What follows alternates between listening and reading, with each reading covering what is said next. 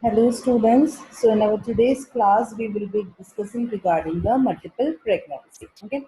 So from the word itself, it is there, multiple pregnancy.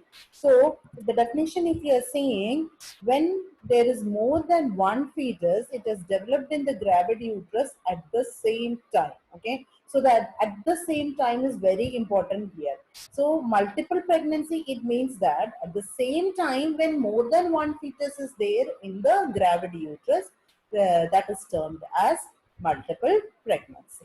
So definition, when more than one fetus is developed in the gravid uterus at the same time. So there are two varieties of twins, that is dizygotic twins and monozygotic twins. Dizygotic twins, it means that the twins are developed by the fertilization of two ova. Okay. So what are dizygotic twins?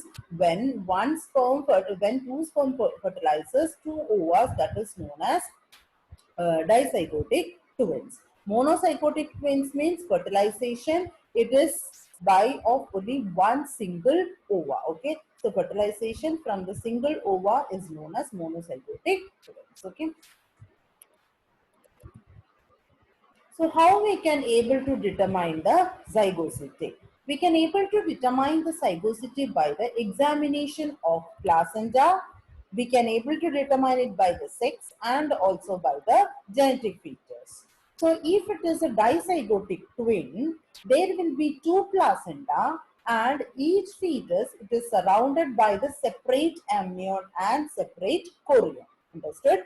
So dizygotic twins means there will be two placenta and for each fetus there will be a separate amnion and a separate chorion.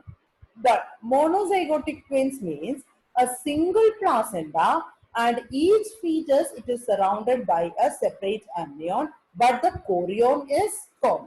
Clear?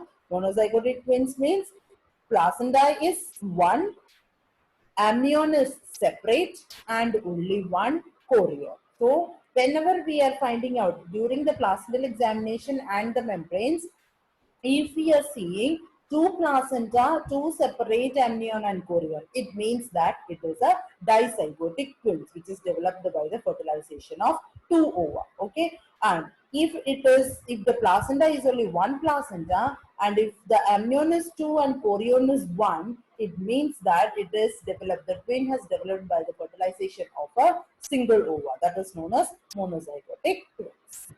Next one, sex. So if you're seeing the gender of the baby, if the twin babies are of opposite sex, it is dizygotic twin or binuclear. Clear? And if the twins are of same sex, either if both are boys or if both are girls, it means that it is a uniuvular or monozygotic twin. And the last is a genetic feature. See, some zygotic if you're seeing some twin babies, they will be of exactly same features. We cannot able to identify them. So that type of twins are monozygotic twins. But some twins will be there, they will be having some different genetic, their hair will be different or structure of nose will be different. We can able to identify them easily because of their different genetic features. So that is known as dizygotic twins. So by this three ways, we can able to determine that determine the zygosity, that whether it is a monozygotic baby or whether it is a dizygotic baby. So if you're seeing the incidence, there is 1 in 80. So 1 in 80 of all the pregnancy in India is of twin babies, and the highest is in Nigeria, that is 1 in 20 cases, and it is very lowest in the far eastern countries, that is 1 in 200. So etiology, if you're seeing a race, already I told that African and all, it is having the highest number. And hereditary. So mainly if you're seeing the hereditary, it is from the maternal side. That is through the mother's side, there is a chance of, like in the mother's family, if there is a case of twin pregnancy, there is a chance of having the twin pregnancy in the later generations. And so it is not a paternal one, it is a maternal side hereditary. And age of the mother, as the age increases, if the mother is not fertile, we will be administering the drugs. Clear? So ovulation drugs, because of that ovulation drugs, there is a chance of multiple pregnancy. And parity, increased number of babies. And iatrogenic, that is because of the drugs, that is ovulation drugs. If you're seeing the lie and the presentation, common lie, it is the longitudinal lie. Both the babies will be in the longitudinal lie. Presentations, sometimes both are vertex and sometimes both are breech. Then there is a chance of first baby will be vertex and second baby will be breech. Another chance is there, first baby will be in breech and the second one is in vertex. Sometimes, so very rare is there, first baby will be in vertex and the second one will be in the transverse one. So this is the common lie and the presentation. So commonly the lie is a longitudinal. Sometimes both are vertex. The presentation, both are vertex, both are breech. In cases, one will be vertex and second will be breech, or first will be breech and second will be vertex, or the cases are there, first baby will be in vertex and the second one will be in the transverse one. Diagnosis. Always the history has to be collected because you want to find out that whether the mother has taken any ovulation drugs. So to find out that, history has to be collected and also the family history. So already in the features I have told that, in etiological factors I have told you that there is a history from the maternal side. So family history also have to be collected. Symptoms, if you're seeing, the mother will be having increased nausea and vomiting than the singleton pregnancies. She will be having shortness of breath because of the increased size of the uterus because of two babies. And unusual abdominal enlarge will be there because of the multiple fetus, and excessive fetal movements because of the multiple fetus. So the symptoms, if you're seeing, the mother will be having increased nausea and vomiting, shortness of breath, unusual abdominal enlargement, and excessive fetal movements. Abdominal examination. If you're doing an abdominal examination, in the inspection we can able to find out that the shape of the abdomen will be barrel. When there is multiple fetus, the shape of the abdomen will be barrel shaped. If you're palpating the uterus, the uterine height will be more, abdominal girth is more. We can able to palpate too many fetal parts, and we can able to find two fetal heads at different holes of the uterus. Okay, so palpation, if you're seeing, uterine height and abdominal girth is more, we can able to palpate too many fetal parts, and we can able to find two fetal heads. Auscultation, we can able to hear the heart sounds at separate spots, and if you're seeing, there will be a silent area in between. So two different spots we can able to hear the heart sound of the baby, and there will be a silent area in between. So this is the finding of the auscultation. And internal examination, if you are doing, one head, it is felt in the pelvis, and the other one we can able to locate it by the abdominal examination.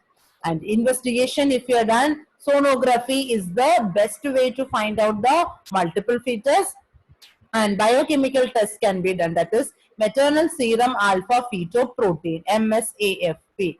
It is double than the singleton pregnancy. So the biochemical test MSAFP is double than the singleton pregnancy. So by this investigations we can able to find out the multiple pregnancy. So the investigations, if you are seeing, we have to collect the history, that is regarding the drugs and regarding the family history. Symptoms we want to note down for the multiple fetal parts, increased nausea and vomiting, so that we have to find out. Abdominal examination, that inspection, palpation, auscultation has to be done. Internal examination has to be done, and investigations such as sonography or biochemical test has to be done.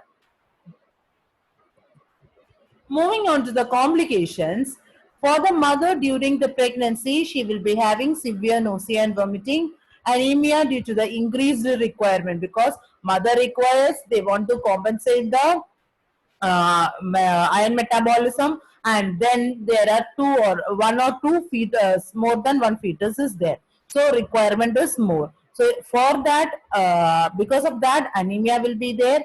Hydramnios, polyhydramnios, antepartum hemorrhage, because as the placenta is a big placenta, there is a chance of placenta can occupy in the lower surface also. So there is a chance of antepartum hemorrhage and malpresentation in the already in lie and presentation. I have told you that. So severe nausea and vomiting, anemia, hydramnios, antepartum hemorrhage and malnutrition. So these are the complications during the pregnancy. During the labor, there can be an early rupture of membrane, cord prolapse of the second baby, prolonged labor. The labor can be prolonged and in the intrapartum bleeding. During the puerperium, subinvolution and lactation failure are the complications.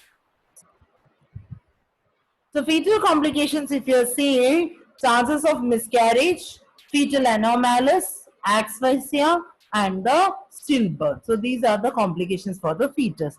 And one more is there, intrauterine death of one fetus. Okay. So if you're seeing the description, if the intrauterine death occurs in the first trimester, the affected fetus, no, the baby which has died, that will be vanishing. How it is vanishing? Mother's body will be reabsorbing it. So because of the reabsorption, the first baby will be, or the dead baby will be vanishing by itself. Secondly, so in the second trimester, if it is happening, the fetus will become a fetus papyracus or compressus. That is, the dead baby, it will be compressed between the other baby and the uterine wall, and the baby will be forming the fetus papyracus.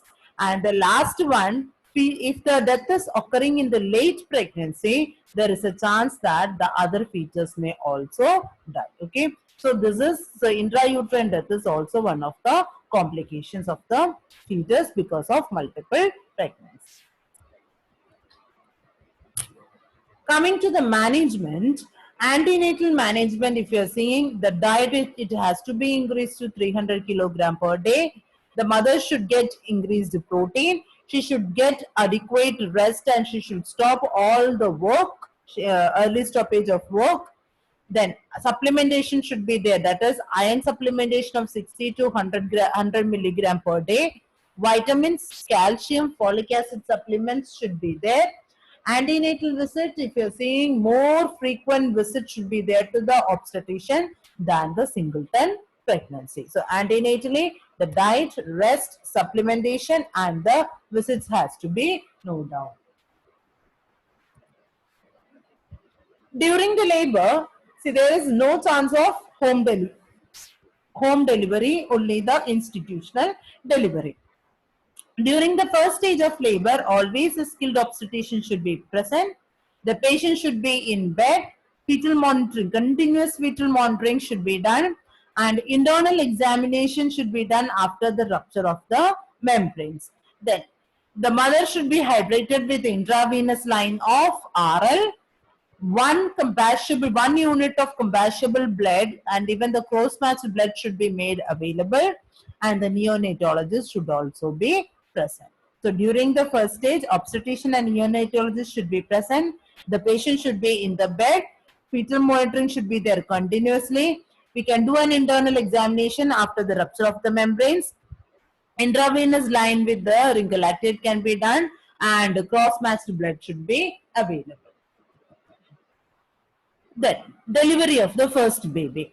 Episiotomy always should be there under the local anesthesia with 1% of lignocaine. If necessary, we can use the forceps, but do not give IV ergometrin after the delivery of first baby. Because after the delivery of first baby, if you are giving IV ergometrin, there is a chance that the second baby will be trapped inside the uterus because contractions will start because of the oxytocic effect of the ergometrin. So in order to avoid that, we should not give IV ergometrin after the delivery of the first baby. Then we have to clamp the cord at the two places and we have to cut in between. The centimeter of the cord should be left behind is 8 to 10 centimeter, and the baby is handed over to the nurse after labeling it as baby number 1. Okay, so delivery of the first baby, episiotomy has to be done by anestheting it with 1% lignocaine. Forceps delivery if needed. IV ergometrin, we should not give it. Cord has to be clamped 8 to 10 centimeter. and then it should be clamped in the two places and it has to be cut in between. Baby is handed over to the nurse after labeling it as baby number 1. Conduction of the labor after the first delivery, after the delivery of the first baby. The second baby, usually the second baby will always be under the stress. And after the delivery of first baby, the lie and presentation and the fetal heart rate of the second baby should be checked. If the lie is a longitudinal lie, we can go for a low rupture of the membrane if it is not happened, because again, if the membranes are there, so already in the zygosity, I have told you that the membranes will be like a separate membrane will be there for the two baby if it is a dizygotic twin. So in that cases, again the membranes can be ruptured, and if the uterine contraction is poor, we can able to give 5 units of oxytocin. And if there is a delay, any operative interferences like using a vacuum, using a forceps, we can able to use that. If the baby is in vertex, again the forceps, it has to be applied if the head is lying low down. But if the head is lying high up, an internal version should be done and breech extraction if necessary, if it is, should be done. And Vendos, it is an alternative. Breech extraction is the only method if the baby is in the breech presentation. Okay, so if the baby is in the vertex presentation and if the head is low down, forceps has to be applied. And if the baby's head is in higher, internal version has to be done and it has to be followed by the breech extraction. In the transverse lie also, external version. So what is version? Version means we are externally making the favorable pole of the uterus in the lower pole of the uterus. So the favorable part of the fetus, when we are making it down in the lower pole of the uterus, that is known as version. So external version, it has to be done if the baby is in breech or if the baby is in transverse. And in some cases, internal version is also there and that has to be done under the general anesthesia. How we can able to manage the third stage? So IV ergometrin about 0.2 milligram has to be administered after the delivery of the anterior shoulder of second baby. So after the delivery of the first baby, I told you that do not administer the IV ergometrin. So once the second baby has come outside, we can able to administer IV ergometrin 0.2 mg so that we can able to control the bleeding because of the oxytocic effect of the ergometrin. And placenta, it has to be delivered by the controlled contraction, and 2 hours of monitoring after the delivery, it is very necessary. So this is the management of third stage. Okay. So in our today's class, we have discussed regarding the multiple pregnancy, what are the varieties of the twins, how we can able to determine the zygosity, then what are the signs and symptoms or how we can able to diagnose the multiple pregnancy, and what are the management parts in the antenatal period, intranatal period. Okay. So I hope you have understood the class. Thank you, students.